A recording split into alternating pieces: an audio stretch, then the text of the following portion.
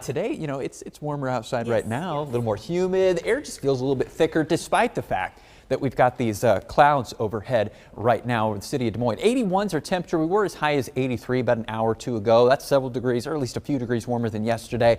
A few degrees more humid too on that dew point scale as well. Wind's pretty light, so that 81 degree temperature feels more like about 84. I noticed that when I was driving around outside here on my way up to Johnston earlier this afternoon. I want to thank the residents up at Brio of Johnston. Really nice retirement community up there west of Camp Dodge. They let me come up and talk about weather and what we do here on TV and all things meteorology earlier on today. They were very nice. We had a great discussion, so thank you folks for having me up your direction earlier on. Well, all those clouds covering most of the state of Iowa here this afternoon into the evening. There's those few raindrops that came into western Iowa earlier on, just kind of fizzled. There's a lot more moisture out into Nebraska than we have here. So there's sort of two zones where there's going to be probably severe storms, or there already are as we head into the evening hours. One's this pink box up clustered around the Twin Cities. That's a severe thunderstorm watch. Another one is down towards Kansas and southern Nebraska. We are going to get this cold front up here in South Dakota that comes our direction,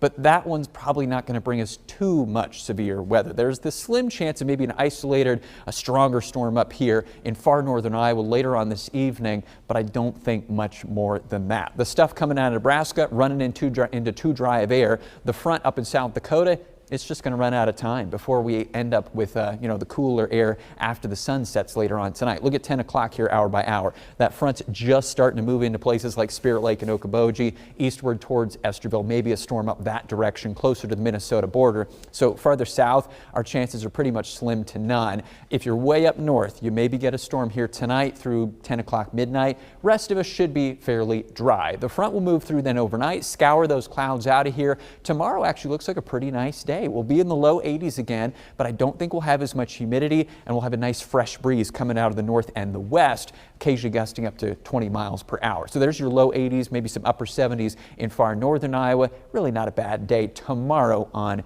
Thursday. The big headline, though, as we head towards the weekend, and especially next week, is going to be the heat. There's a lot of it. You've probably heard, if you've seen any news lately, way out in the desert southwest, where all those real hot, angry colors are.